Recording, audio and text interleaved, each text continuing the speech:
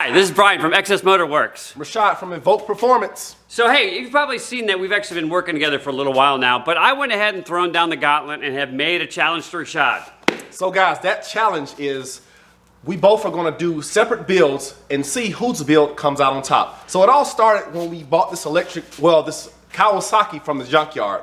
It had a 600cc motor on it and we split off in two directions. He took the gas motor, I'm taking the electric side. So Brian, what can you say about that? Well, to be honest with you, you actually bought this bike for $100 and you strong-armed me into actually buying the motor. I didn't know what I was going to do with the motor. It was waterlogged. It literally drained water out of the oil pan. Didn't know it was going to run or anything.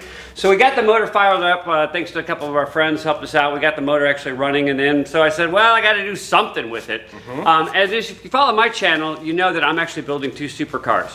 The challenge with building two supercars is actually the body. Now I'm into the body phase. So I actually need to make some molds, or some models anyway, that are going to represent the car. And I thought, well, I might as well go ahead and use this Chinese go-kart and the motor that I bought from my friend here and make something that's actually functional.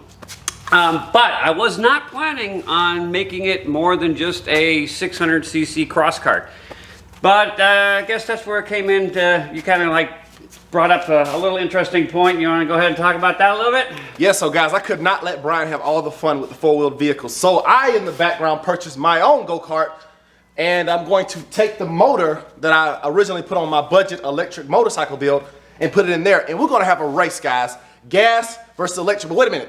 Are you doing all the gas? I'm not doing gas. No. Okay, all right. In keeping with the theme of Project Split Decision, where I have a gas car and an electric car, I'm actually going to make a hybrid. I don't know how I'm going to make a hybrid yet, but the goal is to actually make a hybrid. Okay. So I got a lot of, to be honest with you, it's kind of challenging because you actually have to have one computer that's going to control both the gas motor and the electric motor. So I've got a lot of work to do there. Okay. And guys, since he's going hybrid, I will need more power. My bike is only rated around 30 kilowatts, and that's not going to be enough to compete with something of that level. So I have a secret plan that I'm going to be discussing with you guys on my channel. We're going to split off here. I'm going to let Brian do his own thing, and then I'm going to get the electric stuff rocking and see if we can come out on top, guys. Exactly. So I'm not just going to stand by and let him say, oh, I got secret sauce. No.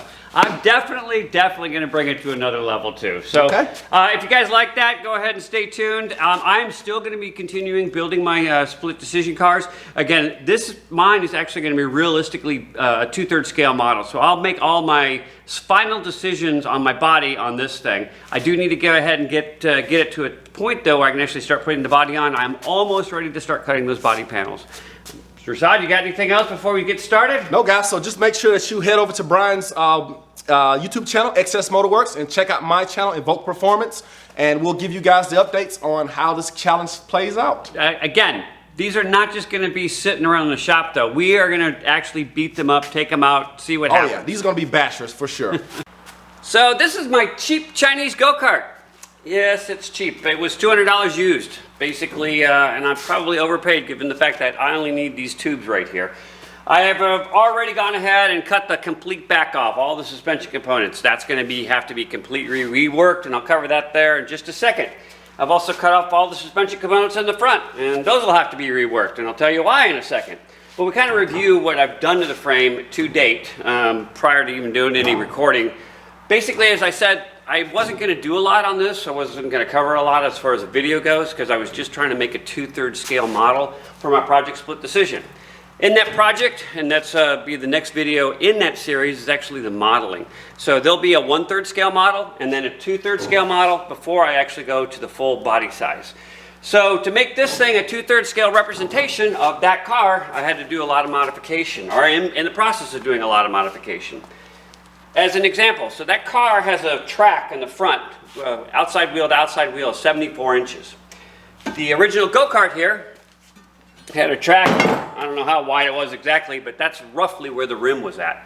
And I need it to be roughly out here, or 49 inches from side to side.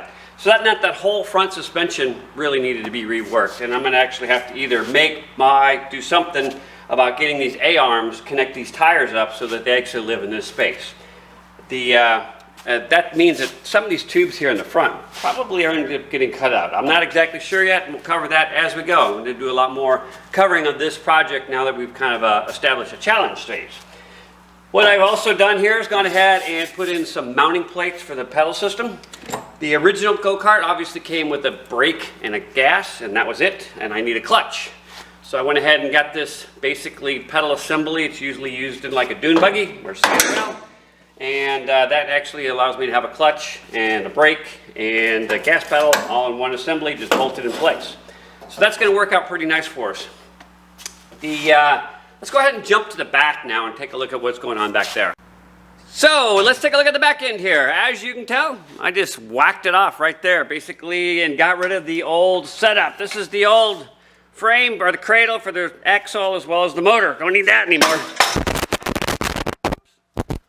Okay, so what I've done is gone ahead and used the original mount points for the motor and have suspended the motor at about a little over 4 inches. This thing's going to sit 4 inches off the ground, so this thing's a little bit over about 4 1/4, so I can put a little bit of a skid plate. Should we decide to ever take this thing off-road, I want to have at least something under that oil pan to protect it. I've gone ahead and mounted the gas tank. I will actually have a second tank. This tank's a little small, so I'll have another tank sitting over here, and the fuel pump and the pressure regulators all set up. So the motor's in actually pretty good shape, assuming I was only going to use one motor. We'll get to that actually in just a second. But the real problem with this whole setup is normally these carts are really narrow in the back end. The reason for that is because they use a live axle and it allows the cart to turn. When I've got a really wide back end, my tires outside to outside is going to be 51 inches. Again, the reason for that is I've got to mimic that car. And so that car has a rear width of 77 inches, so this one's going to have a rear width of 51 inches. So I really need a differential to allow those tires to rotate at different speeds going around a corner. And finding a differential for a go-kart is, well, they have them out there, but they're very expensive. And this cart is cheap budget built. I'm not really trying to spend a lot of money on that. I'm trying to spend my money on the big car. So I've come up with a solution though. This is actually a differential out of a Honda CR-V.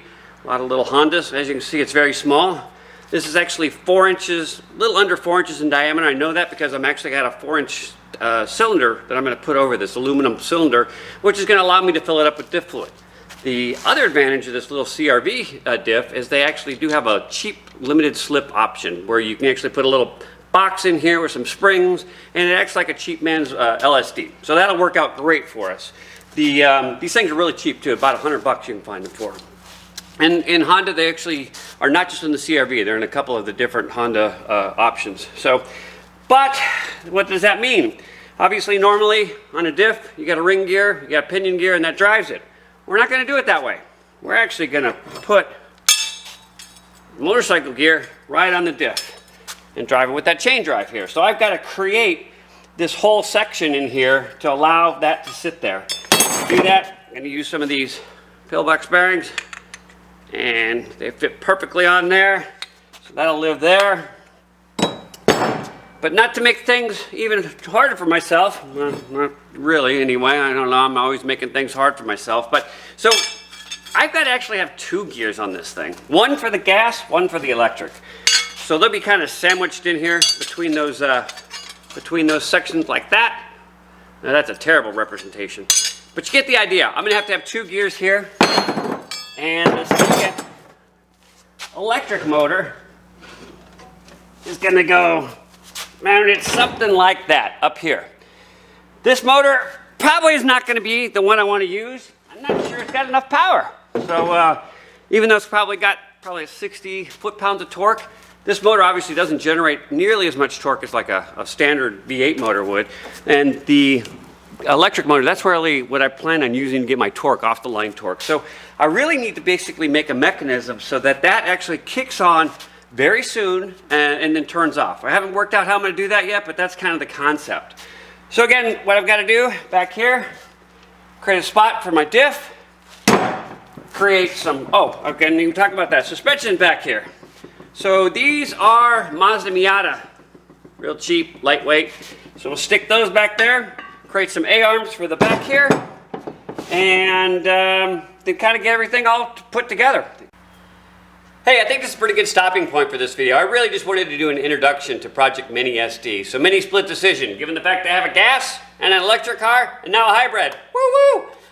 Just wanted to kind of get everybody up to speed. And if you're interested, please consider subscribing, hit the notification bell, and you'll get notified of the next video. And the next video in this series is actually going to be how we go about shifting this thing. So I've got this, it's going to be chain drive if you haven't guessed already. The reason why? Because I had to lay it around the shop and I didn't want to spend any money. So this is going to live here somewhere, and I got to mount this onto here somewhere, and then attach it to back there somewhere to actually make the cart shift. So that will be the next video in this series, and as always, thanks for watching.